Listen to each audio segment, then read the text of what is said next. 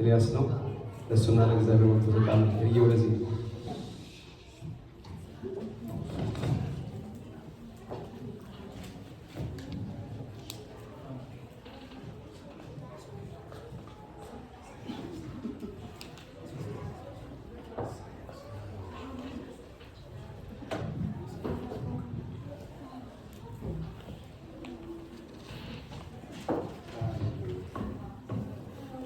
ኢየሱስ ጌታ ነው።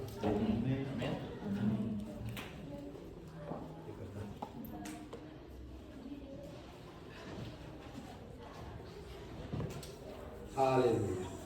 አይ ድምጼ ይሰማል። ይሰማችኋል? ይሰማል። ፓስተር ይሰማል። ገመዱ ትንሽ እንዲይዘኝ አልፈለኩም። አሜን። እሱ ባለበት መገኘት መልካም ነው። አሜን። ጌታ ባለበት መገኘት መልካም ነው። ጌታ ባለበት መገኘት መልካም ነው። አሜን። አሜን። መልካም ነው። ሃሌሉያ። አሮ ነው እንዴት አይነት ነገር ውስጥ እንዳላችሁ አላውቅም። እግዚአብሔር ግን ይናገራል። አሜን። እግዚአብሔር ይናገራል። ልቤ ሙሉ ነው። በመንፈስ ቅዱስ ልቤ ሙሉ ነው። የእግዚአብሔር ሐሳብ እንደሆነ ልቤ ሙሉ ነው። አሜን። እኔ ስዘጋጅ የነበረው ሌላ ነገር ላይ ነበረ። ከዛ ካለፈው ጊዜ ከተማርነው ለመቀጠል ነበር። የእግዚአብሔርን ድምፅ መስማት እንዴት ነው የምናዳብረው የሚለው ነገር ላይ እሱ ላይ እየተዘጋጀው፣ ይሄ መልእክት ግን በኃይል በውስጥ የመጣ በኃይል ሊቆጣጠረው በማልችለው መንገድ መጣ እና ገረመ። ግን የእግዚአብሔር ሐሳብ እንደሆነ ዛሬ የእግዚአብሔር መንፈስ አረጋገጠ። የእግዚአብሔር ፈቃድ እንደሆነ አረጋገጠልኝ። ለእኔ እንግዲህ ለስብከት ሰው እግዚአብሔርን ቃል አያጠናም አይደል? ለስብከት አይደለም የእግዚአብሔርን ቃል የምናጠናው። ወደ እኛ የሚመጣው የእግዚአብሔር ቃል ግን በኃይል በሚሆንበት ጊዜ፣ በክብር በሚሆንበት ጊዜ ከኛ አልፎ ደግሞ የሚሰጠን ቃል ለማን ነው? ለክርስቶስ አካል ነው። እንደዛ ነው። ከኛ አልፎ የእግዚአብሔርን ቤት የሚሰራ ይሆናል ማለት ነው። በእውነት ኳየሮች እግዚአብሔር ይባርካችሁ። መንፈስ ቅዱስ በኃይል በእናንተ በኩል ሃሌሉያ። ትልቅ ነው እግዚአብሔር። አሜን። እግዚአብሔር ትልቅ ነው። በኃይሉ ትልቅ ነው። በክብሩ ትልቅ ነው። ሃሌሉያ። የሚናገር ነው። የሚሰራ ነው። ከዘመናት እስከ ዘመናት ያልተለወጠ ነው። አሜን። ያልተለወጠ ነው። እንጸልያለን። ሃሌሉያ ሃሌሉያ። ትልቅ ነው። ጌታ ሆይ አንተ ትልቅ ነህ። አንተ ትልቅ ነህ። ትልቅ ነህ። ሃሌሉያ። በእኛ አእምሮ ሊመዘን የማይችል፣ በእኛ አመለካከት ሊመዘን የማይችል፣ በእኛ ካልኩሌሽን የማይተመን ሃሌሉያ። ጌታ ሆይ ትልቅ ነህ። ጌታ ሆይ ትልቅ ነህ። ጌታ ሆይ ትልቅ ነህ። ትልቅ ነህ የኔ አእምሮ ሲዘምሩት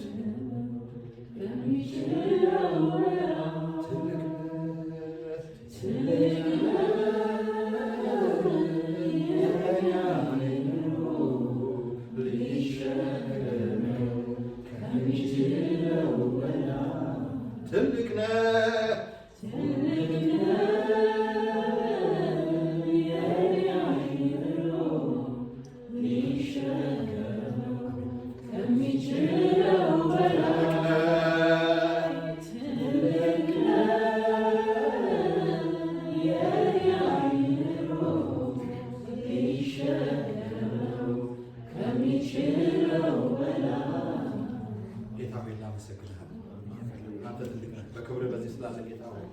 እናመሰግናለን።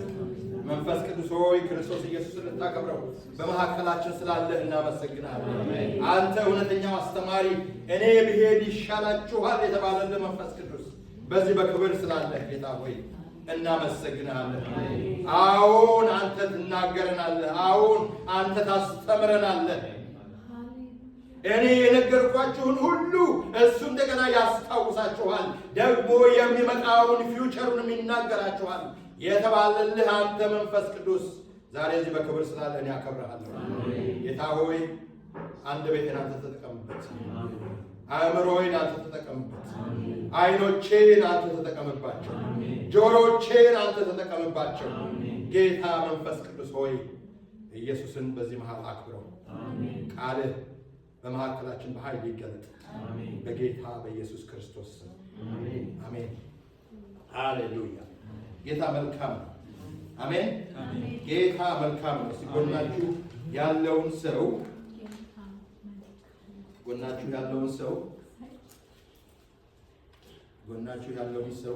የተቀመጠውን ሰው ምን ያህል ርቀት ለመሄድ ተዘጋጅተሃል ተባባሉ። ምን ያህል ርቀት ለመሄድ ተዘጋጅተሃል ተባባሉ። አሜን አሜን አሜን አሜን። ዛሬ የማካፈላችሁ ቃል ዋነኛው ሐሳብ የሚመጣው ከአንደኛ ነገሥት ምዕራፍ 19 ላይ ነው። አለፍ እያልን ሙሉን ምዕራፍ ነው የምንመለከተው። በዚህ ይሄንን ሙሉ ምዕራፍ እንመለከታለን። እግዚአብሔር በዚህ ውስጥ የሚናገር ነገር አለ። እግዚአብሔር የሚያሳየን ነገር አለ። እግዚአብሔር ክብሩን በዚህ ውስጥ ያሳየናል። እንደገና ወደፊት የምንራመድበትን ኃይልና ጉልበት ይሰጠናል። አሜን። እንዳለ ባለንበት ቦታ አንቆምም ማለት ነው። መቆም አይኖርም ማለት ነው። አሜን። መቆም የለም ማለት ነው። በእግዚአብሔር ሐሳብ ውስጥ ያለ ሕዝብ፣ በእግዚአብሔር ሐሳብ ውስጥ የተቀመጠ ሕዝብ እግዚአብሔር እንደሚያሳየው የሚራመድ ሕዝብ ነው። አሜን። እግዚአብሔር እንዳሳየው የሚራመድ ሁኔታዎችን አያይም፣ ነገሮችን አይመለከትም፣ በዙሪያ የሚመጣውን ሌላውን ድምፅ አይሰማም። እግዚአብሔር የሚለውን ግን ያንኑ ያደርጋል። አሜን። ደስ ይለኛል። ስለዚህ ደስ ይለኛል። አንዳንድ ጊዜ የማይመች ነገር ይሆናል። አንዳንድ ጊዜ ጥያቄ የሚፈጥር ነገር ሊሆን ይችላል። አንዳንድ ጊዜ ግራ የሚያጋባ ነገር ሊሆን ይችላል። አንዳንድ ጊዜ እዚህ ላይ ሆነን በመንፈስ ታች የሚያወርድ ነገር ይሆናል። ነገር ግን እግዚአብሔር የሚለው እሱ ይሻላል። አሜን። ሃሌሉያ። እዚህ ምዕራፍ 19ን ስንመለከት እናነባዋለን። ረጅም ስለሆነ እንዳይደክማችሁ ከቁጥር 1 ጀምሮ አነባዋለሁ። አክዓብም ኤልያስ ይህን ሁሉ እንዳደረገ እንግዲህ ከዚህ በፊት ምዕራፍ 18 ላይ የሆነውን ሁላችሁም የምታውቁት ነው አይደለም? ሁላችንም የምናውቀው ነው። የበዓል ነቢያቶችን በእግዚአብሔር ፊት በሳት የሚመልስ እሱ አምላክ ይሁን ብሎ ቆሞ ተወራርዶ እግዚአብሔር ታላቅ ነገር በሱ እጅ ያደረገ ነብይ ነው። እዚህ ጋር ምዕራፍ 19 ላይ ሲመጣ አንድ ለውጥ እናያለን። ምንድን ነው የሚሆነው? አክዓብም ኤልያስ ይህን ሁሉ እንዳደረገ ነቢያትንም ሁሉ በሰልፍ እንደገደለ ለኤልዛቤል ነገራት። ኤልዛቤልም ነገ በዚህ ጊዜ ነፍስህን ከነዚህ እንደ አንዲቱ ነፍስ ባላደርጋት አማልክት ይህን ያድርጉብኝ፣ ይህን የሚጨምሩብኝ ብላ ወደ ኤልያስ መልእክተኛ ላከች ይላል። የኤልዛቤል መልእክት ወደ ነቢዩ ኤልያስ ሄደ። ኤልያስም ፈርቶ ተነሳ ይላል። ኤልያስም ፈርቶ ተነሳ፣ ነፍሱንም ሊያድን ሄደ። በይሁዳም ወዳለው ወደ ቤርሳቤ መጥቶ ብላቴናውን በዛ ተወ። እርሱም አንድ ቀን የሚያክል መንገድ በምድረ በዳ ሄደ። መጥቶም ከክትክታ ዛፍ በታች ተቀመጠና ይበቃኛል፣ አሁንም አቤቱ እኔ ከአባቶቼ አልበልጥምና ነፍሴን ውሰድ ብሎ እንዲሞት ለመነ። በክትክታውም ዛፍ በታች ተጋደመ፣ እንቅልፍም አንቀላፋ። እነሆም መልአክ ዳሰሰውና ተነስተህ ብላ አለው። ሲመለከትም እነሆ በራሱ አጠገብ የተጋገረ እንጎቻና በማሰሮ ውሃ አገኘ። በላም ጠጣም፣ ተመልሶም ተኛ። የእግዚአብሔር መልአክ ደግሞ ሁለተኛ ጊዜ መጥቶ ዳሰሰውና የምትሄድበት መንገድ ሩቅ ነውና ተነስተህ ብላ አለው። ተነስቶም በላ ጠጣም። በዚያም ምግብ ኃይል እስከ እግዚአብሔር ተራራ እስከ ኮሬብ ድረስ 40 ቀንና 40 ሌሊት ሄደ ይላል። ሃሌሉያ! እግዚአብሔር የሚሰጠው ምግብ አሜን። ደስ አይልም? 40 ቀንና 40 ሌሊት የሚያስኬድ በአንድ ጊዜ በአንድ ከእንቅልፍና ከመነሳት መካከል ባለ ነገር ውስጥ የእግዚአብሔር ክብር ባለበት ውስጥ ያ ምግብ መጣና በኤልያስ ፊት ተቀመጠ። መልአክ ቀሰቀሰው፣ ብላ ተነስና ብላ። የተኛበትን ደግሞ እኮ በጣም የሚያኮራ ነገር ማለት ነው። በእንግሊዝኛ ያንን ምን ይለዋል? ብሩም ብራሽ ነው። ብታነቡት መጽሐፍ ቅዱስ ላይ ብሩም ብረሽ የሚለው መጥረጊያ መንገድ ላይ ሲሸጥ ታውቃላችሁ። ከመተሐራ ወደ ሐረር ሲኬድ ሁልጊዜ ከዛ እንገዛለን መጥረጊያ። ይሄ ቀጫጭኑን አንድ ላይ ያስሩትና እንደ ቆንጆ መጥረጊያ ነው። እንደዛ አይነት ዛፍ ነው የተኛው። የሚያስተማምን ዛፍ ስር እንኳን አለ። የዝግባ ዛፍ ስር ተኛ ቢል በጣም የሚያኮራ ነገር ነው አይደለም? በጥድ ዛፍ ስር ተኛ ቢል በጣም የሚያኮራ ነገር ነው። ኤልያስ ሄዶ በዛ በተኛበት ጊዜ እግዚአብሔር ወደ የምትሄድበት መንገድ ሩቅ ነውና ተነስተህ ብላ አለው። እዚያም ወዳለ ዋሻ መጣ። አሁን ኮሬብ ነው ያለው። በዚያም አደረ። እነሆም ኤልያስ ሆይ በዚህ ምን ታደርጋለህ የሚል የእግዚአብሔር ቃል ወደ እርሱ መጣ። እርሱም ለሰራዊት አምላክ ለእግዚአብሔር እጅግ ቀንቻለሁ። የእስራኤል ልጆች ቃል ኪዳንህን ትተዋልና መሠዊያዎችህንም አፍርሰዋልና ነቢያትንም በሰይፍ ገድለዋልና እኔም ብቻዬን ቀርቻለሁ፣ ነፍሴንም ሊወስዷት ይሻለሁ። እርሱም ውጣ፣ በተራራውም ላይ በእግዚአብሔር ፊት ቁም አለ። እነሆም እግዚአብሔር አለፈ። በእግዚአብሔር ፊት ትልቅና ብርቱ ነፋስ ተራሮቹን ሰነጠቀ፣ ዓለቶቹንም ሰባበረ። እግዚአብሔር ግን በነፋሱ ውስጥ አልነበረም። ከነፋሱም በኋላ የምድር መናወጥ ሆነ። እግዚአብሔር ግን በምድር መናወጥ ውስጥ አልነበረም። ከምድር መናወጥ በኋላ እሳት ሆነ። እግዚአብሔር ግን በእሳት ውስጥ አልነበረም። ከእሳቱም በኋላ ትንሽ የዝምታ ድምፅ ሆነ። ኤልያስም ያን በሰማ ጊዜ ፊቱን በመጎናጸፊያው ሸፈነ፣ ወጥቶም በዋሻው ደጃፍ ቆመ። እነሆ ኤልያስ ሆይ እንደገና ያንኑ ጥያቄ ጠየቀው። በዚህ ምን ታደርጋለህ የሚል ድምፅ ወደ እርሱ መጣ። እርሱም ለሰራዊት አምላክ እግዚአብሔር እጅግ ቀንቻለሁ። የእስራኤል ልጆች ቃል ኪዳንህን ትተዋልና መሠዊያዎችህንም አፍርሰዋልና ነቢያትንም በሰይፍ ገድለዋልና እኔም ብቻዬን ቀርቻለሁ፣ ነፍሴንም ሊወስዳት ይሻሉ አለ። እግዚአብሔርም አለው ሂድ፣ በመጣህበትም መንገድ በምድረ በዳ ወደ ደማስቆ ተመለስ።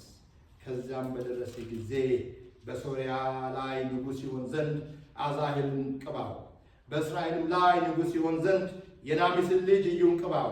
በፋንታህም ነቢይ ይሆን ዘንድ የአብሔሮምሃን ሰው የሳፋጥን ልጅ ኤልሳዕን ቅባው። ከአዛሄልም ሰይፍ ያመለጠውን ሁሉ ኢዩ ይገድለዋል፣ ከኢዩም ሰልፍ ያመለጠውን ሁሉ ኤልሳዕ ይገድለዋል። እኔም ከእስራኤል ጉልበታቸውን ለበዓል ያላንበረከኩትን ሁሉ በአፋቸውም ያልሳሙትን ሁሉ 7,000 ሰዎች ለእኔ አስቀራለሁ። ሃሌሉያ ሃሌሉያ ሃሌሉያ። እዚህ ጋር ኤልያስን ስንመለከት በጣም የሚገርም ሁኔታ ውስጥ ነው የነበረው። በጣም ትልልቅ የሆኑ ነገሮች በእጁ ሆነዋል። በዚህ የተጻፉልን ከዚህ ምዕራፍ በፊት የተጻፉልን ሁለት ነገሮች በጣም ታላቅ የሆኑ ይሄ አክዓብ የእግዚአብሔርን ድምፅ መስማትና በዛ ጊዜ የነበረውን የእስራኤል ንጉሥ የእግዚአብሔርን ድምፅ መስማትና ወደ እግዚአብሔር ሐሳብ መመለስ ያልሆነለት ንጉሥ ነው። የእግዚአብሔርን ፈቃድ ማድረግ ምንም ነገር ፈቃዱም ያልሆነ ፍላጎቱም ያልሆነ ሐሳቡም ያልሆነ ንጉሥ ነው። በጣም ይገርማል። የዳዊትንና የናታንን ግንኙነት ስንመለከት በጣም የተለየ ነው። የንጉሥ ዳዊትና ናታን መጥቶ ዳዊት ስላደረገ ኃጢአት አይደለም የኦሪዮን ሚስት ከወሰደ በኋላ መጥቶ ናታን ተናገረው። ይሄ እንደዚህ ሆኗል፣ እንደዚህ ሆኗል፣ እንደዚህ ሆኗል፣ በቃ ይህ ሰው ሞት ይገባዋል ብሎ ዳዊት ሲነሳ ናታን ምን አለ? ያሰዋተና ኢሚዲየትሊ ዳዊት ዩተርን ሲያደርግ እንመለከታለን። በእግዚአብሔር ፊት ሲወድቅ እንመለከታለን። እሱ ከእግዚአብሔር ነቢያት ጋር የነበረው ግንኙነት በጣም የተለየ ነበረ። እዚህ ጋር ግን አክዓብን ስትመለከቱ ይሰማ የነበረው የማንን ድምፅ ነበረ?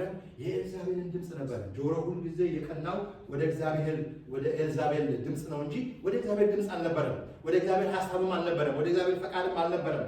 እዚህ ጋር ግን ይሄ ጥሪ ሲመጣለት፣ ይሄ ዛቻ ሲመጣለት ኤልያስ ፈራ ነው የሚለው። በጣም ይገርማል። በጣም ይገርማል። አሁን ከቀናት በፊት እንደዛ ብዙ በሆኑት በበዓል ነቢያቶች ፊት ቆሞ በሰዓት የሚመልስ እግዚአብሔር እሱ አምላክ ይሁን ብሎ ያደረገ ሰው አንድ ዛቻ ሲመጣበት በቃኝ አለ። መጀመሪያ ግን ያለው ምንድን ነው?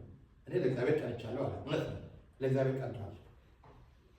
ነገር ግን አንድ የደጋገመ የተናገረው ነገር እኔ ብቻዬን ቀንቻለሁ፣ ብቻዬን፣ ሌላ የለም፣ በዙሪያዬ የለም። መጨረሻ ላይ ግን ስትመለከቱ ወደ እግዚአብሔር ግን አለኝ አለው። ሕዝብ አለኝ። አንተ ብቻ አይደለህም። ለበዓል ያልሰገዱ የበዓልን እንትን ያልሳሙ አሉኝ። የፍራቻው ምንጭ ያ ይመስለኛል። በቃ እኔ ከማን እበልጣለሁ? እኔ ከአባቶች እበልጣለሁ ወይ? በቃ ሃሌሉያ። ይሄው ሰው ነው ዝናብ እንዳይዘንብ ጸለየ አይደለም? ዝናብ አልዘነበም። ዝናብ ይዝነብ ሲል ዝናብ ዘነበ። ይገርማል። ይሄ ግን ፍርሃት የመጣበትን መንገድ ስንመለከት ይሄ ተአምር የተደረገበት ሰው ሃሌሉያ ዲፕሬሽን ውስጥ የገባ ነው የሚመስለው። በቃ በዛን ጊዜ ኤልያስ ትልቅ ዲፕሬሽን ውስጥ የገባ ነው የሚመስለው። ራሱን ወደ መርሳት የመጣበት ኮንዲሽን ይመስለኛል። ሳይ ያስነሳውም እግዚአብሔር ማን እንደሆነ የተጠራጠረበትም ቦታ ይመስለኛል። አንዳንድ ጊዜ እንደዛ አይነት ኮንዲሽን ውስጥ እንገባለን እኛ ራሳችን ታዲያ ያዕቆብ ሲነግረን ሁልጊዜ እንድናስታውስ የሚያስፈልገው ያዕቆብ ሲናገር ምን አለ? ኤልያስ እንደኛው ሰው ነበረ፣ ፊሊንግ ነበረው አይደለም? ያዝናል፣ ይጨነቃል፣ ነገ ምን ይሆናል ብሎ ያስባል። እንደኛው ሰው ነበረ። ያንን የተናገረው ግን ምንድን ነው? የጻድቅ ሰው ጸሎት በስራዋ እጅግ ኃይል ታደርጋለች ካለ በኋላ ይሄን የሚናገረው። ኤልያስ እንደዚህ አደረገ፣ እንደዚህ ሆነ ካለ በኋላ እሱም ግን እንደኛው ሰው ነበር። ሃሌሉያ።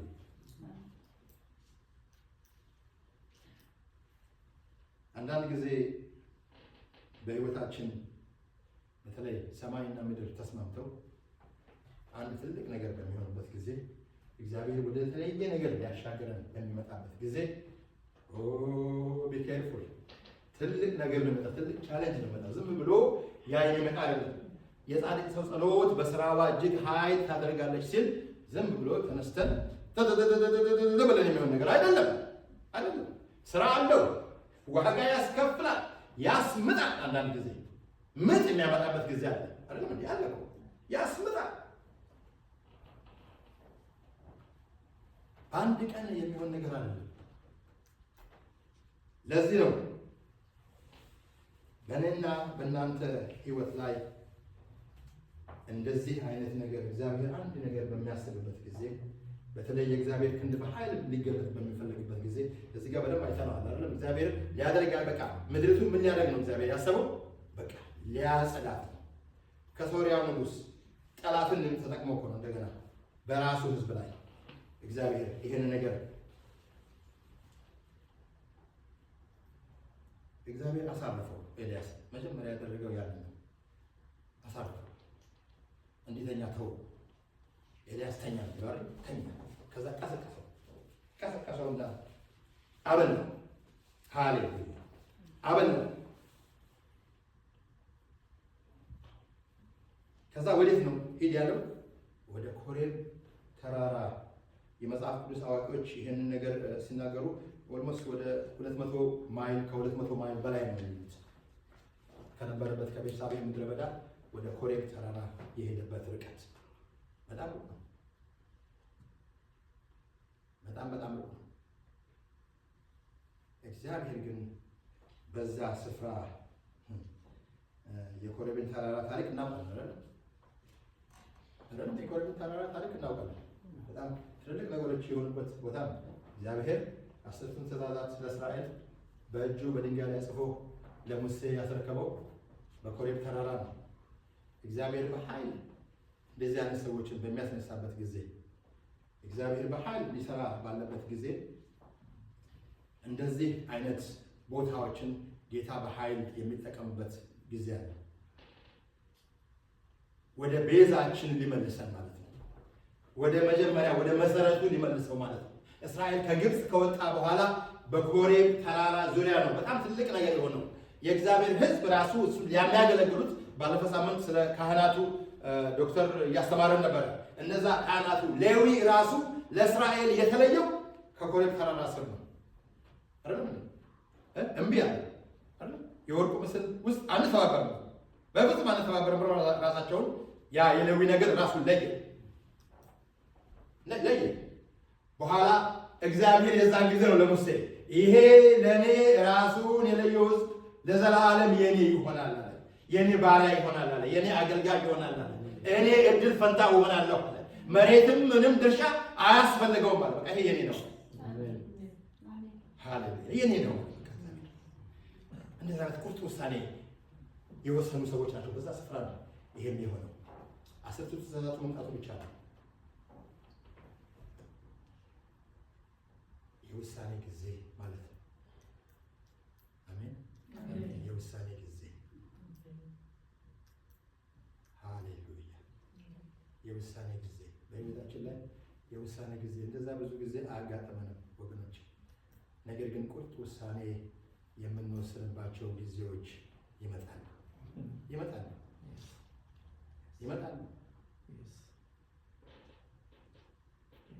ቸል አንበል፣ ይመጣሉ። እነዛ ቀናቶች ይመጣሉ። በምን ህይወት አለ ይመጣ አታውቁትም፣ ግን ይመጣል።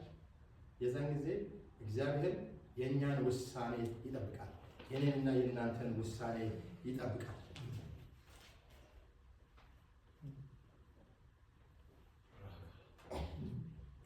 ጾም ስንጾም የእግዚአብሔርን እጅ ለመጠምዘዝ አለ ማለት ላይ ታውቃላችሁ አይደል? የእግዚአብሔርን እጅ አንጠመዝዘው። በጣም ብዙ ስለ ጾምን፣ በጣም ብዙ ስለ ጸለይን የእግዚአብሔርን እጅ አንጠመዝዘው። ነገር ግን እዚህ ጋር የ40 ቀኑን ጾም ጸሎት ሲግኒፊካንስ ተመልከቱ። 40 ቀን ነው አይደለም? ይሄንን በደንብ አድርገን ብንመለከት በጣም ደስ ይለኛል። 40 ቀን ነው። ከዛ በኋላ ኤልያስ በላ ሲል አናይም አይደለም? አናይም። የዛን ጊዜ በላ። ነገር ግን 40 ቀንና 40 ሌሊት ተጉዞ ነው ኮሬብ የደረሰው። በኮሬብ ላይ ደግሞ እንደዛው ሙሴ 40 ቀንና 40 ሌሊት ከቆየ በኋላ ነው ከእግዚአብሔር ያንን የከበረ ነገር የተቀበለው። አሜን። ጌታ ኢየሱስ ደግሞ መጣ። 40 ቀን እያያችሁ ነው። ይህን እያጠናሁ እያለሁ በጣም የሚገርም ነገር አየሁ።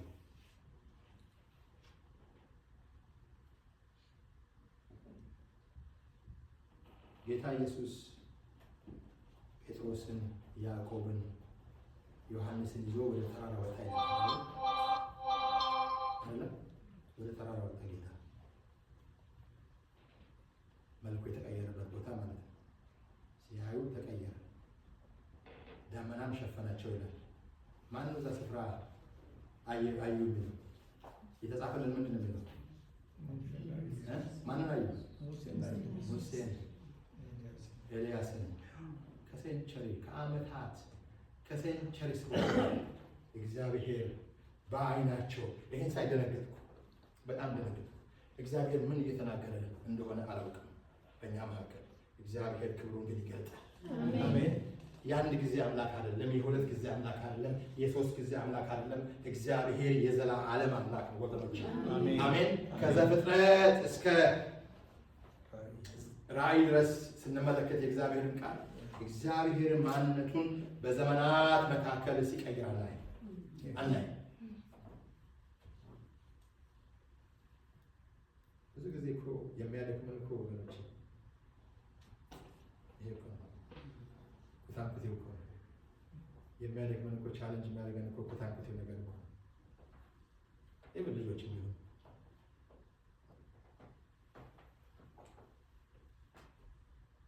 ያ ክብር ያገኘናል ወገኖች። ያ ክብር ይይዘናል። አሜን። ሃሌሉያ።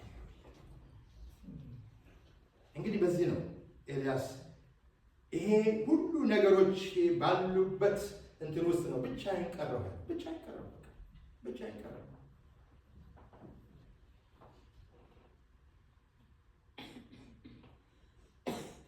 በዚህ ጊዜ ነው እግዚአብሔር ይሄንን ነገር ያደረገው? ይህንን ሁሉ ሩቅ መንገድ እንዲሄድ ያደረገው እግዚአብሔር ከእሱ ጋር ያለውን ሪሌሽንሽፕ ሪስቶር ማድረግ ፈልጓል። ምክንያቱም የሆነ ነገር ተበላሽቷል። እዛ ጋር ኤልያስ በቃ ሲል የሆነ ነገር ተበላሽቷል። የተበላሸ ነገር አለ። ሊቋረጥ የፈለገ ነገር አለ። ኤልያስ ዳይሬክት አክሰስ የነበረው ሰው ነው ከእግዚአብሔር ጋር። ኤልያስ ይናገራል፣ ይሆናል። ኤልያስ ካፉ ያወጣል፣ ይሆናል።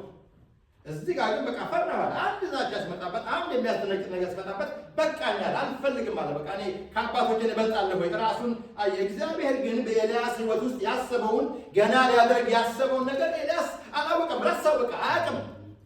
በእግዚአብሔር ዓላማ ውስጥ እንደሆነ፣ በእግዚአብሔር እጅ ውስጥ እንደሆነ፣ እግዚአብሔር ሊሰራበት እንደተቀመጠ አላስተዋልም።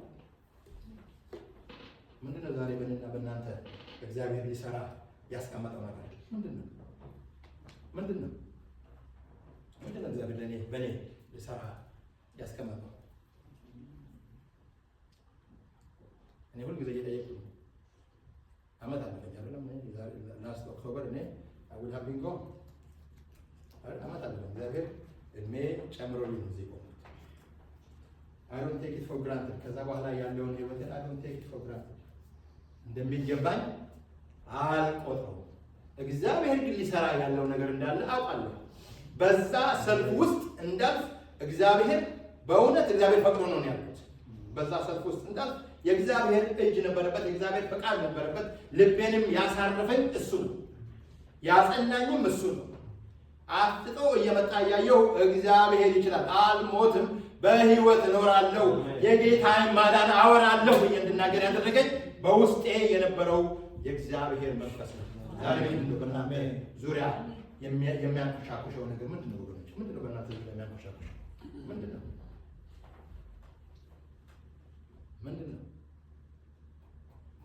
እግዚአብሔር ስራ አለው። እኛ ተራ ሰዎች አይደለም ወገኖች። ተማሙቀን ወደ ወደ እንደዚህ ተገናኝተን ተማሙቀን ሄደን ልንኖር አለ እግዚአብሔር ይጠራል። አሜን። እግዚአብሔር ሪስቶር ያደርጋል። አሜን። እግዚአብሔር ሪስቶር ያደርጋል። ብቻህን አይደለም ማለት ሳይሆን ብቻህን አይደለም አሉኝ አለ። ይኸው እኮ አሉኝ ገና የኔን ስራ የሚሰሩ፣ ገና የኔን ፈቃድ የሚፈጽሙ፣ ገና የኔን ሐሳብ የሚናገሩ፣ ገና የኔን ስራ የሚሰሩ፣ ገና የሚወጡ፣ ገና የሚገቡ አሉኝ። አሜን። ያንን ሐሳብ የሚፈጽሙ ብቻዬን ነኝ አትበል። ጊዜ እንደዛ የሚያስብል ጊዜ አለ አይደል? በቃ ሁሉ ነገር ትቶኛል፣ ሰው ትቶኛል።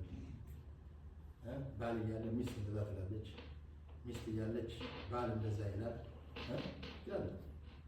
ብቻዬን ነኝ። ልጆች እያሉ ቤት ሞልቶ ብቻዬን ነኝ። የሚያዝናና ልብ የሚደግፍ ታውቃለች።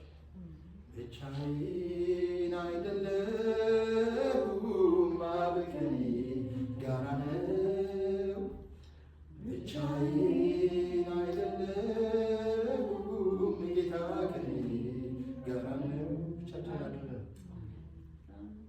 እስከ ዓለም ፍጻሜ እኔ ከእናንተ ጋር ነኝ። It's a promise እኮ ኢየሱስ የጻፈው እኮ it's a promise ብሎ ቃል አይደለም። የምነግራችሁ ቃል አላቸው። በጣም ደስ የሚለው ጌታ እኮ እያንዳንዱ እሱ የሚናገራቸውን እዚህኛው ላይ የለኝም፣ ግን በእንግሊዝኛው ላይ ግን ጌታ የተናገራቸውን ቃላቶች ሁሉ በቀይ ያደርጓቸዋል። ደስ ይለኛል። ያ ከእሱ ከራሱ አፍ የወጡ ቃላቶች ናቸው። ያ ቃል አንደኛው እሱ ነው። እኔ እስከ ዓለም ፍጻሜ ከእናንተ ጋር ነኝ አለ። ፕሮሚስ ያንን ክሌም የምናደርግበት ነገር ማለት ነው። ቆመን ይዘነው ጨብጠነው የምንራመድበት ቃል ማለት ነው። ከእናንተ ጋር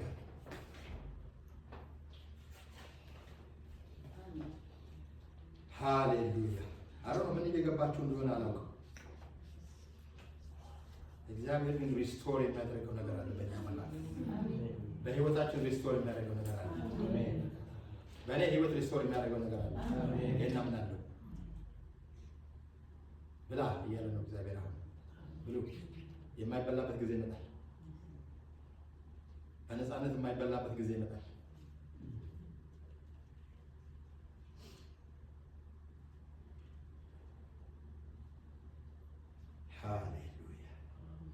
ዮሐንስ ምዕራፍ 16 ላይ እንሄዳለን። ይህንን በባክግራውንድ አስቀምጡት። የኤልያስን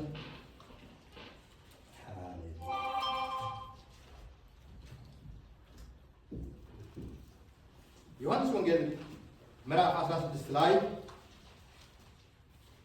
ጌታ በጣም የሚገርም ነገር ይናገራቸዋል ሐዋርያቶቹ።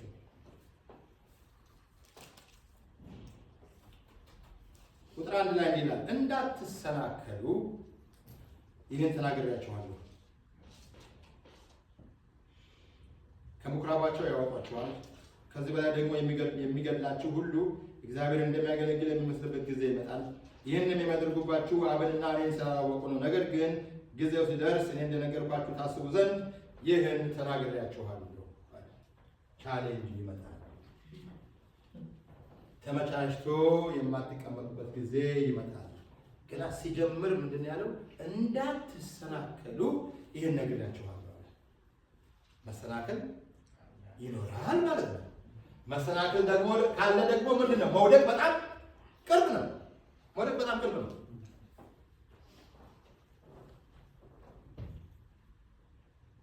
ለዚህ ነው እዛው ጋር እንደዚህ ካላቸው በኋላ የመንፈስ ቅዱስን ተስፋ ሰጣቸው። ይመጣል፣ መንፈስ ቅዱስ ይመጣላችኋል። የምነግራችሁ ገና ብዙ አለ። ይህንን አሁን የምነግራችሁ ነገር ግን እንዳትሰናከሉ ነው። ተስፋ አለ፣ የሚመጣ ተስፋ አለ፣ የሚመራችሁ አለ፣ የሚያስተምራችሁ አለ፣ የሚናገራችሁ አለ። ይመጣል፣ ይመጣል። እኔ የነገርኳችሁን ብቻ ሳይሆን ሌላ ገና ፊውቸር ሊሆን ያለውን ነገር ሁሉ የሚገልጥላችሁ የእግዚአብሔር መንፈስ እርሱ ይመጣል ናቸው። ብቻችንን አይደለም። አሜን። ብቻችንን አይደለም። ብቻችንን አይደለም። በተባሉ ብቻችንን አይደለም። ብቻችንን አይደለም።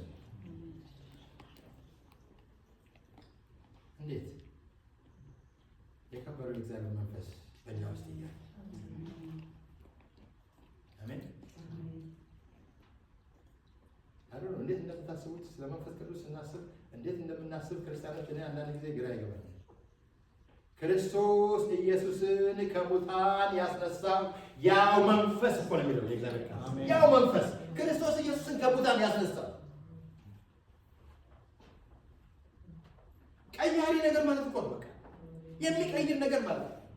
ዝም ብሎ ያልሆነ ነገር ማለት ነው። ሃሌሉያ አሜን። በቃ ያው መንፈስ ቅዱስ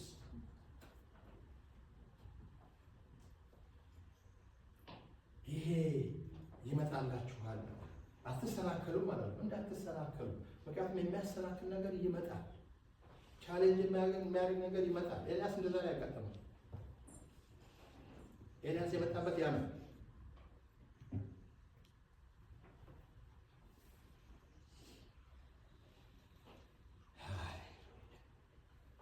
ለዚህ ነው ከስቅለቱ እስከ ትንሣኤው ድረስ ያለው ለሐዋርያቱ በጣም የጭንቅ ጊዜ ነበረ። በጣም የጭንቅ ጊዜ ነበረ አይደል? ጴጥሮስ ኢየሱስ ክርስቶስን አላውቀውም ብሎ የካደበት ጊዜ ነበር። ይሄም ተነግሯቸው ማለት ነው። ይሄም ነግሯቸው ማለት ነው። ለዚህ ነው እሱ ሲመጣ ይሄን የነገርኳችሁ ሁሉ ያስታውሳቸዋል። የምነግራችሁ ነገር ሁሉ ልትይዙት አትችሉም አላቸው። ምን ያህል ርቀት ለመሄድ ተዘጋጅተናል ወገኖች? ምን ያህል ርቀት ለመሄድ ተዘጋጅተናል? ቅድም ስንጀምር የተጠያየቀው ጥያቄ ማለት ነው። ምን ያህል ርቀት ለመሄድ ተዘጋጅተናል? እግዚአብሔር ሊሰራ በማዕከላችን አለ። እግዚአብሔር ሊሰራ በሕይወታችን አለ። ተራ ሰዎች አይደለም። ይሄ በጣም ሊገባን ያስፈልጋል። እኛ ተራ ሰዎች አለ።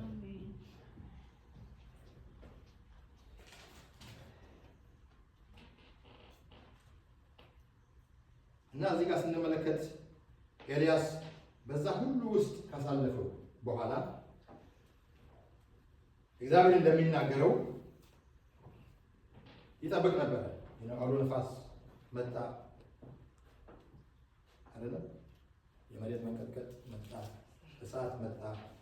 ግን በዛ ሁሉ ውስጥ የእግዚአብሔር ድምፅ አልነበረም ይላል አይደለም? ጸጥ ባለው ሲመጣ ኤልያስ ኒው። ምክንያቱም እሱ የእግዚአብሔርን ድምፅ የሚያውቅ ነው፣ ከእግዚአብሔር የሚሰማ ነው።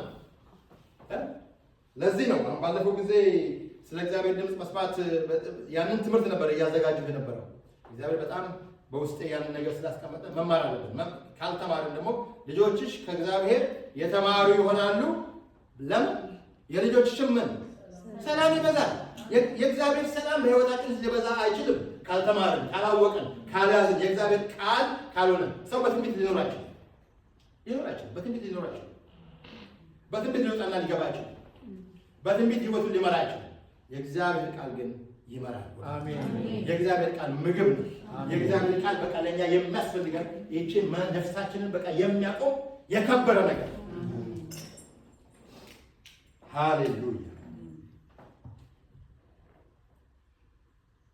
አውቀ ያለምንም ጥርጥር የእግዚአብሔር ድምፅ ወደሱ እየመጣ እንደሆነ አወቀ። በቃ እና ቆመ ይላል። ፊቱን ሸፍኖ ቆመ ይላል። እግዚአብሔር የተናገረውን ነገር ተመልከቱ። በጣም የሚገርም ነገር እኮ ነው።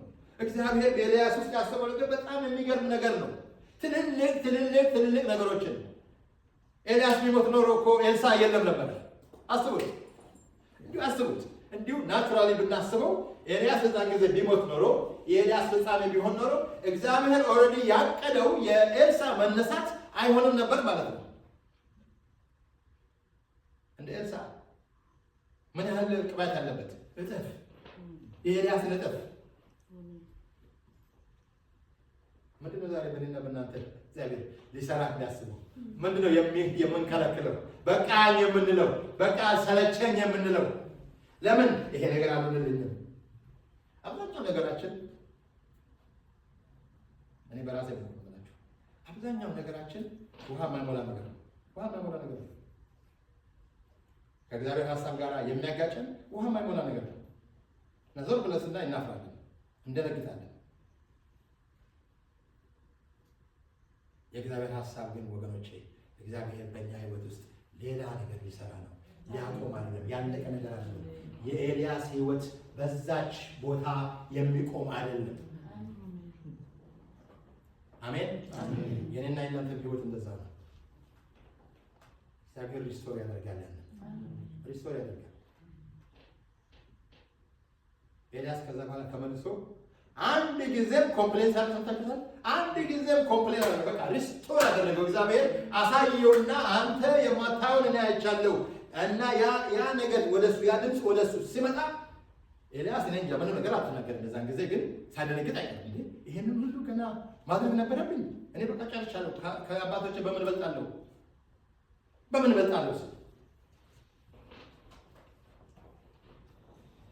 ሃሌሉያ። ብዙ ጊዜ በእኛ አሁን ኮንፈረንስ ሲሆን በጣም እንነቃቃለን አይደል? በጣም ደስ ይለናል። ኮንፈረንስ ሲሆን እንገኛለን። በተለይ አገር ቤት እዚህ እንኳን እንደዛ ብዙ ምድል የለንም። አገር ቤት ግን በቃ ከኮንፈረንስ ወደ ኮንፈረንስ ከነቢይ ወደ ነቢይ በቃ ሰው በቃ እያበደን የሚኖረው ማለት ነው። እውነቴን ነው የምላችሁ። እግዚአብሔር ግን እኛን የሚፈልገን ብቻችንን ጓዳ ውስጥ ሆነን ምንድን ነው የምናስበው? እግዚአብሔር ምንድን ነው የሚለው? ጆሮአችን ለዛ በእንግሊዝኛው በጣም ደስ ይለኛል ሲናገረው ጀንትል ዊስፐር ነው። ጀንትል ዊስፐር በቃ ቀስ ብላ የምትመጣ አንዳንድ ጊዜ ቁጭ ብላችሁ አንዳንዴ ያጋጥመኛል እና እኔ ደነግጣለሁ። በኋላ ግን ለመድኩ። እንለምዳለን አይደል? እግዚአብሔርን እኮ ድምፅ እኮ እንለምዳለን፣ ትሬን ያደርገናል። ለዚህ ነው ኤልያስ አስለምዶኛል አለ። ጆሮዎቼ ምን አድርጓል አለ? አሰልጥኗል ያለው ኢሳይያስ ምዕራፍ 50 ላይ ብትመለከቱ በቃ አሰልጥኗል እና ይሰማል። ኢሳይያስ ይሰማል፣ የሚሰማውን ደግሞ ያደርጋል። በቃ እኔ ምንም ነገር አልፈራም ከዛ በኋላ አለ። አውረዲ ነው እግዚአብሔር ሲናገር ያውቀዋል። በቃ ግንባሬን እንደ ባጮች ድንጋይ አደረግከዋል። በቃ ብመጣ ቢሰድቡኝ ፂሙን ሁሉ ይጎትቱት ነበር ማለት ነው። ገረመኝ። ያን ጻለ ነው ያን የተረዳሁት። እሱ እግዚአብሔር ቃል ሲናገር ፂሙን የሚጎትተው ሰው ነበር። እግዚአብሔር ይናገር ወገኖች፣ አሜን። እግዚአብሔር ይናገር፣ አሜን። እግዚአብሔር ይናገር። አሜን አሜን። እግዚአብሔር ይናገር። ብቻችንን ሆነን ቤታችን ጓዳችን ሆነን መኝታችን ላይ ሆነን ወዳጅ እኮ ነው አይደል? ጌታ ነው። ወዳጆቼ ናቸው፣ ወንድሞቼ። ወንድም እኮ ነው ያለው። አዎ ጌታ ነው፣ ግን ወንድም ነኝ እኔ። እናንተ ወንድም ነኝ የሚጠጋጋ እግዚአብሔር ይናገር። ለዚህ ነው ከጫጫታው መለስ ብለን ከግርግሩ መለስ ብለን እግዚአብሔር ምንድን ነው የሚለው? ምንድን ነው የሚለው እግዚአብሔር? አንዳንድ ነገሮቻችንን እንኳን ስናይ እግዚአብሔር ስለዚህ ነገር ምንድን ነው የሚለኝ? እግዚአብሔር ስለ ልጆቼ ምንድን ነው የሚለኝ? አንዳንድ ጊዜ ልጆቻችንን እናምቃቸውና በቃ አይደለም እናምቃቸውና እንዳይተነፍሱ ሁሉ የምናደርግበት ጊዜ አለ። አንዳንድ ጊዜ እንደዚህ አይደረግም፣ እንደዚህ አይደረግም፣ እንደዚህ አይደረግም እያለ እግዚአብሔር ምንድን ነው ስለ ልጆቻችን የሚለኝ? ምንድን ነው የሚለኝ? እኔ ለብዙ ጊዜ ጠየቅኩ ነበር። በኋላ እግዚአብሔር መጠየቅ የጀመርኩት አይ ቲንክ የመጨረሻ ልጃችን በጣም ቤኔፊት አድርጓል። በጣም ቤኔፊት አድርጓል። ባለፈው ሳምንት አሁን ባይብል ስተዲያችን ላይ ስንነጋገር አንደኛው ጥያቄ ምን ነበረ? ይሄንን እዚህ ሼር ላደረጋችሁ ያዘጋጀሁትን ያንን ነው እየተማሩ ያሉት እነሱ። የእግዚአብሔርን ድምፅ እንዴት እንሰማለን የሚለው ሰው በዛ ካልሰለጠነ የእግዚአብሔርን ሀሳብ የእግዚአብሔርን ፈቃድ በህይወቱ ሊያውቅ አይችልም። ያን እየተነጋገርን ነበርና አንድ ጥያቄ ጠየቃቸው። እነዚህ ሜቶዶቹ እንዴት ነው እግዚአብሔርን ድምፅ የምንሰማባቸው የሚሉትን ነገሮች ተነጋገርንና ጸሎት አለ፣ የእግዚአብሔር ቃል አለ፣ የጸጥታ ቦታ ለራስ ማዘጋጀት አለ። ያንን እየተነጋገርን እያለን ጠየኳቸው። የትኛው ነው ለእናንተ ከባድ፣ የትኛው ነው ደግሞ ቻሌንጅ የሚያደርጋችሁ የሚለውን ስንነጋገር በጣም የሚገርመኝ ነገር ተናገረ እሱ። እኔ ጸልያለሁ፣ የጸሎት ችግር የለብኝም። ኦኬ እና ምንድን ነው ቻሌንጅ? የእግዚአብሔርን ቃል ግን በቃ እንደዚህ ቁጭ ብዬ አንብቤ እንትን ማለት ጊዜ ወስጄ ማንበብ ሁሉ ጊዜ ልክ ስጀምር አቆመዋለሁ። ልክ ስጀምር አቆመዋለሁ። እግዚአብሔር አሁን ገለጠ። እግዚአብሔር ገለጠ ማለት ነው። መንፈስ ቅዱስ ገለጠ ማለት ነው። አሁን የምጸልየውን ጸሎት አውቃለሁ ማለት ነው። አባባል የገባችሁ እግዚአብሔር ምን ይላል? ስለ ልጆቻችን ምን ይላል? ስለ ስራችን እግዚአብሔር ምን ይላል? ምን ይላል? እግዚአብሔር የሚናገር አምላክ ነው። አሜን። ሪስቶር ሲያደርግ ደግሞ ዝም ብሎ አይደለም። እግዚአብሔር ሪስቶር ሲያደርግ መሆን የሚገባው ነገር ለእኛ ምን ያደርገናል? ዳይሬክሽን ይሰጠናል።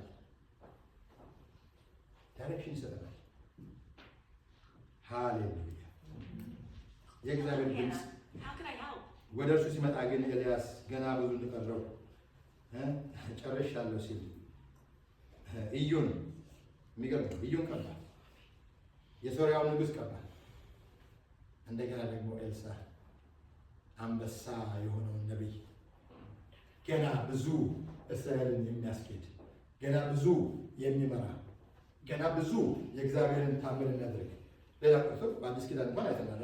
ሬሳ ወድቆበት አጥንቱ ሰው የፈወሰ ነቢይ እግዚአብሔር በኤልያስ ውስጥ አርግዞ ነበር።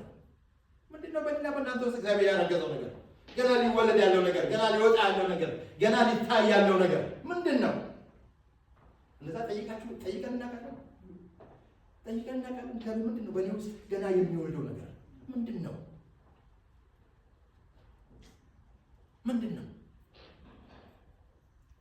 ወስ እየወጣን ሽሮ በርበሬ እያለን እንድንኖር የእኛ ታሪክ እንደዛ በዛ የሚፈጸም አይደለም። የምናደርገው ነገር እንደዛ ከሆነ እግዚአብሔር በእውነት ይርዳን። እግዚአብሔር ይርዳን። ሪስቶር ያደርገን። በቃ አይ ነው መኖር አለብን። አይ ነው መስራት አለብን። አይ ነው ስራ መስራት የለብንም ማለት አይደለም። ነገር ግን ህይወታችን ከዛ ያለፈ መሆን አለበት። አሜን። ከዛ ያለፈ መሆን አለበት። ሃሌሉያ። ገና የሚሰራው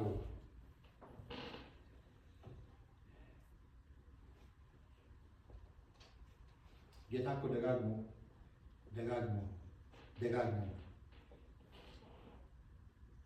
ይነግራቸው ነበር። አንዳንድ ጊዜ አይ ቲንክ ቻሌንጅ ይሆናል ጌታም ራሱ። እነሱ ይጠብቁ የነበሩት ለእስራኤል መንግስት አዲስ መንግስት ያመጣል ብለው በጣም ተስፋ ያደርጉ ነበር። ምክንያቱም እሱ ንጉሥ ከሆነ በቃ ፕሮብሌምስ አር ጎን ብለው በቃ ሁሉ ነገር ይስተካከላል። አታውም በሽተኛ ቢኖር ይፈውሳል። በቃ ሆስፒታልም አያስፈልግም፣ ሐኪሞችም አያስፈልጉም፣ መድኃኒትም አያስፈልግም። ኢየሱስ ክርስቶስ ሁሉ ነገር ያደርጋል ብለው ተስፋ አድርጎ ነበር። እሱ ግን አንድ ነገር ሁሉ ጊዜ እየደጋገመ ይነግራቸው ነበር። መንግስትን ሊያወርሳችሁ የአባቴ በጎ ፈቃድ ነው አለ። በቃ መንግስት የእሱ ሀሳብ ሁሉ ጊዜ የእግዚአብሔር መንግስት አይደል? እየደጋገመ የእግዚአብሔር መንግስት በማዕከላችሁ ነች፣ ንስሐ ግቡ፣ የእግዚአብሔር መንግስት ቀርባለች እያለ ባለፈው ጊዜ እዚህ ያገለገለን ወንድም ትዝ ይላችኋል። ማን ነበር ስሙ?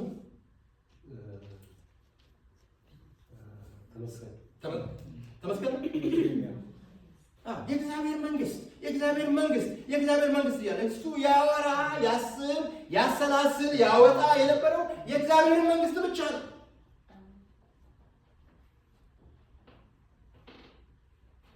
እና አይ ቲንክ ለዛ ይመስለኛል ጌታ ኢየሱስ በሉቃስ ወንጌል ምዕራፍ 12 እስቲ እናንብበው። ሉቃስ ወንጌል ምዕራፍ 12ን እናንብበው እስቲ። ሃሌሉያ! እየጨረስኩ ነው። ትንሽ ጊዜ ስለኛ ነው። 10 ደቂቃ ፓስተር። ሉቃስ ወንጌል ምዕራፍ 12 ላይ ከ22 እስከ 32 ያለውን ስንመለከት ሪሊ ከዛ ከ22 ስንመለከት ጌታ ኢየሱስ ይነግራቸው የነበረው ስለ ኑሯቸው፣ ስለ ቀን ለቀን ኑሯቸው እንዳይጨነቁ ነበር የሚነግራቸው። I think it was very important። ምክንያቱም ሰዎችን አሁንም ዘንድሮ ከ2000 ዓመት በኋላ አሁንም ቻሌንጅ የሚያደርገን ያለው የቀን ለቀን ኑሯችን አይደለም እንዴ? በቀን ለቀን የምናደርገው ነገር ነው። የልጆቻችን ነገር ነው። የሌሎች የህይወት ነገር ነው። የትዳር ነገር ነው። የሥራ ነገር ነው። የገንዘብ ነገር ነው አይደል? የገንዘብ ነገር ነው። እና ነገራቸው ቁራዎችን ተመልከቱ። ጎተራ ማያከማቸው ይኸው ይኖራሉ አይደል? የተማባተ ይመግባቸዋል። ስለ ልብስ ነው የምትጨነቁት? እስቲ አበቦችን እነዚህ የዋይልድ ፍላወርስ ተመልከቷል። ሰለሞን እንኳን በታላቅ ክብሩ እነሱን የሚተካከል ልብስ አልለበሰም። እግዚአብሔር ግን ዛሬ ካየው ነገ የሚጠፋው እንደዛ የሚያስበው ከሆነ እናንተንማ ለዘላለም ሐሳብ የፈጠረው እግዚአብሔር እንዴት ጌታ እኮ ነው።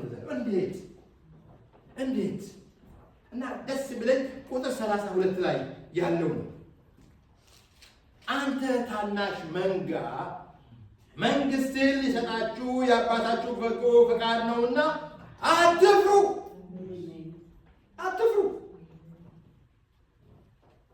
ቅድም ኳሮች ሲዘምሩ እየገረመኝ ነበር። አትፍሩ፣ አንፈራም። እግዚአብሔር በእኛ ውስጥ ያስቀመጠው ገና ሊወለድ ያለውን የእግዚአብሔር መንግስት እሱ ያሰበውን በዛ ውስጥ እኛ ምን እንድንሆን ገዢዎች እንድንሆን እኮ ሌላ ነገር አለ። ሌላ ቦታ እኮ አይመጣም። መላእክት እኮ አይመጡም። የእግዚአብሔር ቃል ለምን ነው አይደል? ልክ ነው። መንግስትን ሊያወርሳችሁ እኮ ነው። መንግስትን ሊያወርሳችሁ ሊሰጣችሁ። ሃሌሉያ ወገኖቼ፣ ይህንን ብዬ ጨርሳለሁ።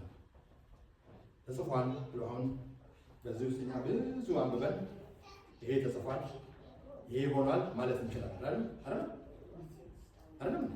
ተጽፎልናል። ከጫፍ እስከ ጫፍ ተጽፎልናል።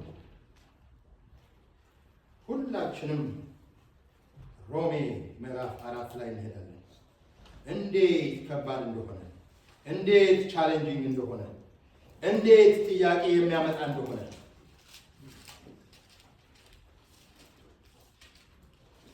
ተጽፏል ብሎ ማመን በጣም ቀላል ነው አይደል? ተጽፏል ብሎ ያው ሙሉ በሙሉ 100% ባንቀበለውም ነገር ግን ተስፋ ይሆናል አይደል? ተስፋ ይሆናል። አብርሃምስ ምንም የተጻፈለት ነገር አለ? ምን የተጻፈለት ነገር አለ? ምንም። እግዚአብሔር እኔ ወደ አሳየው ምድር ውጣ አለው፣ ወጣ። እግዚአብሔር እንደዚህ አድርጋለሁ፣ አደረገ። እግዚአብሔር እዚህ ጋር ሴትን አድርግ ሲለው ሴትን አደረገ። አይ ደግሞ ከወንድም ተለይ ሲለው እግዚአብሔር አደረገ። ሪፈር የሚያደርገው እንኳን እንደነዚህ ይሄ ነገር ታሪክ አለ፣ ይሄ የሆነ ነገር አለ የሚለው ነገር የለው። ሮሜ ምዕራፍ 4 ቁጥር 16 ጀምሮ እንዲህ ይላል። ሁላችንም ካገኘ ነው። ስለዚህ ከሕግ ብቻ ሳይሆን ከአብርሃም እምነት ደግሞ ለሆነ ለዘሩ ሁሉ የተስፋው ቃል እንዲጸና እንደ ጸጋ ይሆን ዘንድ በእምነት ነው። እርሱም ለብዙ አሕዛብ አባት አደረግኩ ተብሎ እንደተጻፈ ለሙታን ሕይወት በሚሰጥ የሌለውንም እንዳለ አድርጎ በሚጠራ ባመነበት በአምላክ ፊት የሁላችን አባት ነው ይላል። ይህን ተመልከቱ። የሌለው አብርሃም ያመነው ምንድን ነው? ለሙታን ሕይወት በሚሰጥ የሌለውንም እንዳለ አድርጎ በሚጠራ ባመነበት በአምላካችን ፊት የሁላችን አባት ነው። ዘርህ እንዲሁ ሊሆን ነው እንደተባለ ተስፋ ባልሆነው ጊዜ የብዙ አሕዛብ አባት እንዲሆን ተስፋ ይዞ አመነ። የ100 ዓመትም ሽማግሌ ስለሆነ እንደ ሙት የሆነውን የራሱን ሥጋና የሳራ ማኅፀን ሙት መሆኑን በእምነቱ ሳይደክም ተመለከተ። ለእግዚአብሔርም ክብርን እየሰጠ የሰጠውንም ተስፋ ደግሞ ሊፈጽም እንዲችል አጥብቆ እየተረዳ በእምነት በረታ እንጂ በአለማመን ምክንያት በእግዚአብሔር ተስፋ አልተጠራጠረም።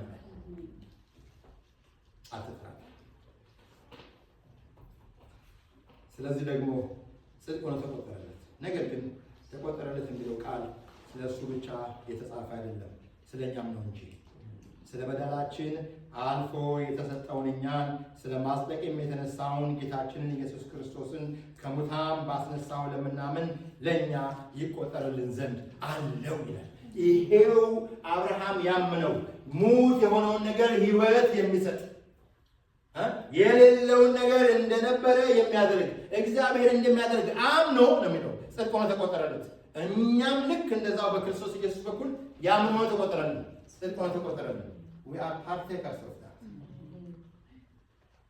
የዛ ተስፋ ተካፋዮች ሆነን የዛ ተስፋ ወደኛ መጣ። የዛ ተስፋ ወደ ህይወታችን መጣ። የዛ ተስፋ ወደ ቤታችን ገባ። ወገናችን እንደዚህ አይነት ተስፋ ያለን እግዚአብሔር ሪስቶር ያደርጋል።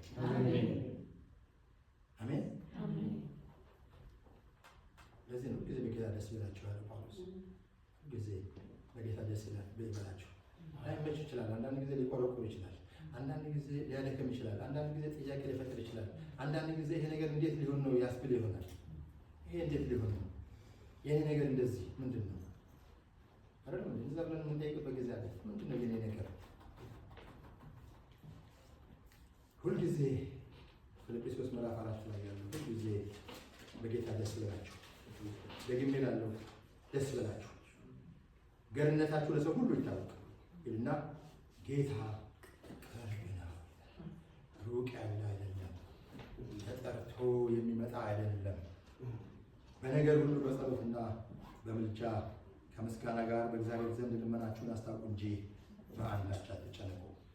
አእምሮን ሁሉ የሚያልፍ የእግዚአብሔር ሰላም ልባችሁንና ሐሳባችሁን በክርስቶስ ኢየሱስ ይጠብቃል።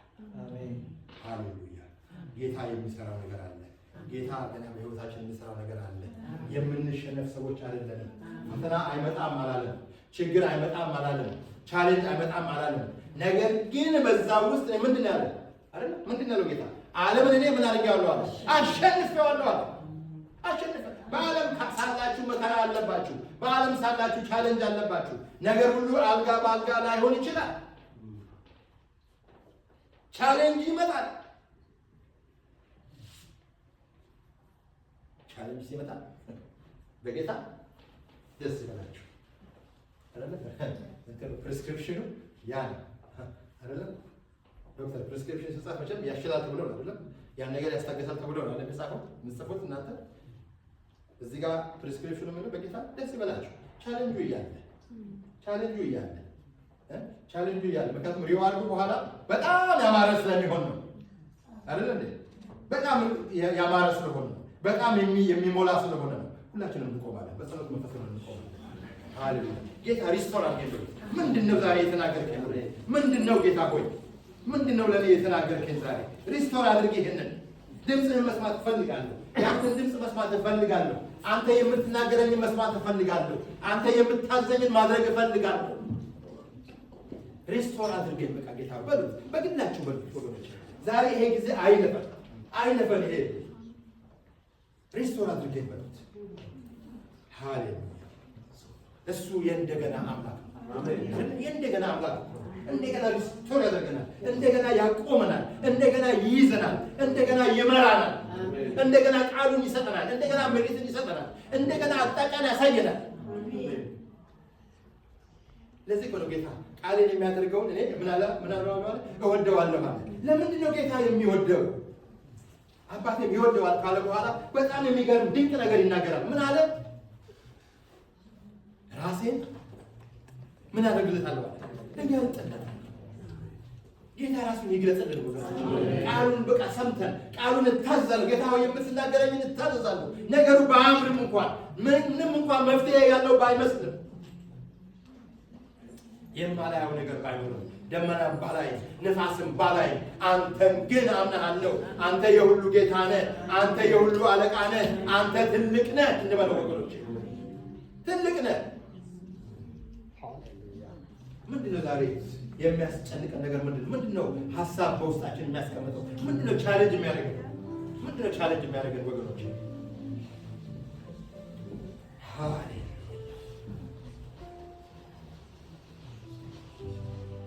ኦ ጌታ ሆይ ዛሬ ሪስቶሬሽን ይሁን በዚህ ስፍራ ጌታ ሆይ ዛሬ መመለስ ይሁን ጌታ ሆይ ለኔና ለወገኖቼ ዛሬ ለቃልህ መታዘዝ ይሁን ጌታ ሆይ ሩቅ መንገድ አለ እያልከን ነው። ገና ያልሰራችሁ ስራ አለ እያልከን ነው። ገና የሚፈጸም ነገር አለ እያልከን ነው ጌታ ሆይ በአንተ ሐሳብ ውስጥ ሰውረን፣ በአንተ ፈቃድ ውስጥ ሰውረን። እግዚአብሔር አምላኬና መድኃኒቴ ሆይ በዙሪያችን የሚጮኸውን ጫጫታ እግዚአብሔር አምላኬና መድኃኒቴ ሆይ አይተን እንዳንፈራ አንተ እኔ ከእናንተ ጋር ነኝ፣ እስከ ዓለም ፍጻሜ ከእናንተ ጋር ነኝ ያልከን ጌታ ከእኛ ጋር ስላለህ እናመሰግናለን። ዛሬ በመካከላችን እግዚአብሔር አምላኬና መድኃኒቴ ሆይ መንፈስ ቅዱስ ሆይ ለእያንዳንዱ ልብ ጌታ አንተ እንድትናገረን ጸልያለሁ። ይሄ ሪስቶሬሽን ወደ እያንዳንዳችን እንዲመጣ ሰምተን ብቻ የምንሄድ እንዳንሆን እግዚአብሔር ሆይ ይሄ እያደገ የሚመጣ በውስጣችን እግዚአብሔር ሆይ የሚያድግ አንተን መፈለግ ያድጋል ጌታ። አንተን መፈለግ ያድጋል፣ የሚያድግ ነገር አንተን መፈለግ የሚያድግ ነው። በአንድ ቀን የሚሆን አይደለም እግዚአብሔር ሆይ ዛሬ የተዘራው ዘር ይደግ ጌታ ሆይ ጸልያለሁ። በኢየሱስ ክርስቶስም ይደግ ጌታ ሆይ በኢየሱስ ክርስቶስም ይደግ ጌታ ሆይ ወንድሞቼን እህቶቼን ለአንተና ለታመኑት ልጆች አንተን አሳልፌ የሰጠኸኝን ጌታ ሆይ አካፈልኳቸው። ያስተማርከኝን ጌታ ሆይ አካፈልኳቸው። እግዚአብሔር ሆይ ሰሪው አንተ ነህና በኢየሱስ ክርስቶስም በሕይወታችን ላይ ይሄ ቃል ይስራ ዛሬ ጌታ ሆይ በሕይወታችን ላይ ይሄ ቃል ይስራ። በሕይወታችን ላይ ይሄ ቃል ይፈጸም ጌታ ሆይ ሪስቶር ሆነን ራሳችንን እናገኝ። እግዚአብሔር ሆይ ተስተካክለን ራሳችንን እናገኝ። እግዚአብሔር ሆይ አንተን ተደግፈን ራሳችንን እናገኝ። የእንደገና አምላክ አልመሸም ወገኖቼ፣ አላለፈንም ወገኖቼ፣ አላለፈም። አለፈ የምትይ ነፍስ አላለፈም። አልፎብኛል የምትይ ነፍስ አላለፈም።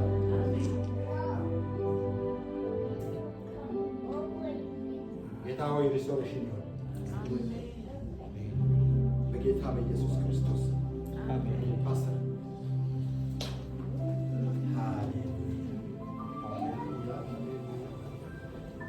እዛው ጋር እንደቆምን ኢየሱስ ጌታ ነው። አሜን። ሴቶቻችሁ እግዚአብሔር እንደተናገራችሁ አላውቅም። በጣም የሚያስገርም ነው። ከሳምንት በፊት አንድ ህልም አየሁና የዛን ህልም ትርጉሙን እየፈለግኩ ነበርና ቁጭ ብዬ እሱ እየተናገረ እግዚአብሔር መንፈስ በውስጡ እያለፈ ሲናገር የዛን የህልሙን ትርጉም ፈልጌ ያገኙት። ኢየሱስ ክርስቶስ ለዘላለም ጌታ ነው። አሜን። ኢየሱስ ክርስቶስ ለዘላለም ጌታ ነው። አሜን። ክብር ለእግዚአብሔር ይሁን። አሜን። እጆቻችሁን ዘርጉና ባርኩት። እስቲ እግዚአብሔር ይባርክ። ባርኩት፣ በደንብ ባርኩት። ያብዛልን። አሁንም ከክብር ወደ ክብር የምትሄድበት ከመገለጥ ወደ መገለጥ የምትሄድበት ዘመን ይሁንልን። እግዚአብሔር አምላክ ይባርክ። ተባርከ ለብዙዎች በረከት ሁን። በኢየሱስ ስም አሁንም በጥፍ ባረክን። ተባረክ በጌታ በኢየሱስ ክርስቶስ ስም። እግዚአብሔር ወይ በማያቋርጥ ባርኮት ባርከው። የክብር ዘመን ይሁንለት። የመውጣት ዘመን ይሁንለት። በውስጡ ያስቀመጥከው እግዚአብሔር ሆይ ያጨከው ነገር ሳይያዝ ለብዙዎች መፍትሄ ይሆን ዘንድ በሰጠው እርሻ ላይ ይራመድ ዘንድ ድንቅ የሆነው እግዚአብሔር ሆይ ጉልበት በላዩ ላይ ይገለጥ። ሰማያት በላዩ ላይ የተገለጡ ይሆኑ። እግዚአብሔር አምላካችን ሆይ አሁንም ከመገለጥ ወደ መገለጥ ዓይኖቹ አብልጠው ይከፈቱ። የሚሰማበት ነገር ይገጠምለት። የጠራ ድምፅ የሚሰማበት ነገር በኢየሱስ ክርስቶስ ስም በዚህ የሚሄድበት ዘመን ይሆንለት። ኢየሱስ ሞገሱ ነው። ሞገሱ በእሱ ላይ እግዚአብሔር ሆይ በእጥፍ ይምጣ። ሞገስ በመስሪያ ቤት፣ ሞገስ በአገልግሎቱ፣ በሚሄድበት አቅጣጫ ሁሉ የሞገስ ሥራ በላዩ ላይ ያንጠባጥን። እግዚአብሔር ሆይ በሰጠበት በእጥፍ ባርከው። ስለ ሁሉ ነገር እናመሰግንሃለን። በዝማሬ ሲያገለግሉን የነበሩ ወገኖቼ በኢየሱስ ስም ይባረኩ። እግዚአብሔር ሆይ ፕሮግራም በመምራት ያገለገለችን እህታችን ትባረክ። መሳሪያ በመጫወት ያገለገለን ወንድማችን ይባረክ። እግዚአብሔር ሆይ መምጣት ያልቻሉ ቅዱሳኖች በኢየሱስ ክርስቶስም ባሉበት ይታሰቡ። ስለ ሁሉ ነገር እናመሰግንሃለን። ክብር ለአንተ ይሁንልን። እዛው ጋር እንደቆምን አንድ መዝሙር ዘምረን እንጨርሳለን። ሁላችሁም ታውቁታላችሁ። ምን ዋጋ አለ የሚል አንድ መዝሙር አለ። እስቲ የምትችሉ ዘምሩት እስቲ።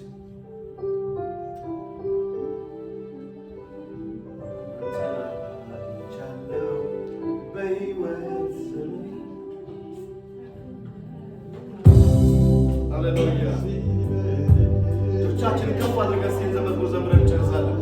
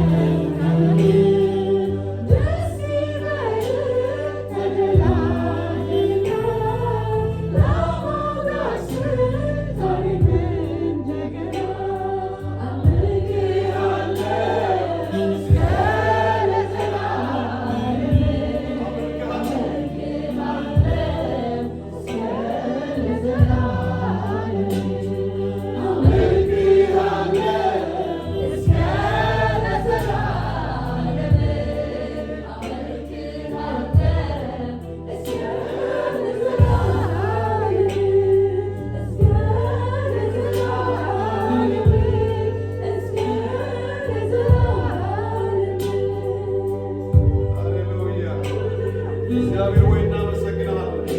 ለዘለዓለም እናመልክሃለን። ለዘለዓለም እናከብርሃለን። በችግሮቻችን ላይ ቆመን እናከብርሃለን። በችግሮቻችን ላይ ቆመን እናጨበጭብልሃለን። በችግሮቻችን ላይ ቆመን እንሰግድልሃለን። አንተ ትልቅ ነህ። ለዘለዓለም ተባረክ።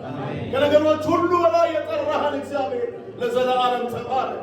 ድምፆቻችንን ከፍ አድርገን ወደ አንተ እናመጣለን። ምስጋና እናመጣልሃለን። ሁሉ አንተ